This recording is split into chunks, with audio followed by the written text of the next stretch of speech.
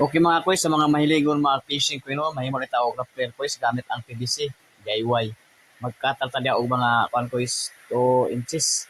Unya maplat pa tong PVC pug kuys no para itaklob atong PVC nga putol nato.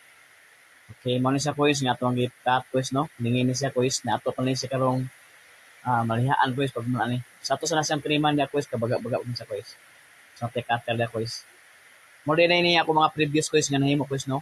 Ini siya kuys mga rough clear kuys sa mga mahilig mo fishing kuys. Mo ni siya kuys so. Mo ni siya mga ako mga nahuman kuys. Yeah. Okay guys.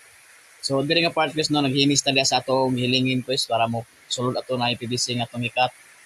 Mo ni sa guys atong hilingin guys. Ato ni paspason diri guys so. Makita nato guys gilihaan nato na guys. Bisa unsa nga klase nga liha guys so okay na lingin na guys. Isa pa nakabuo guys. Sunod karon hana ato ni pulis yang isulod aning PVC nga 2 inches na guys ato na sa plaster guys no. Okay, ito sa plasteron sa na guys. Magamit ra na mo ang PVC crib sa unsa nga klase nga PVC. Bro og orange so na sa sol sa kuis so ato nang luklukon para ma-clean. Uwang na siya og bronze kuis para mo hawiranan kuis. Okay, ano simple kuis okay, goodbye.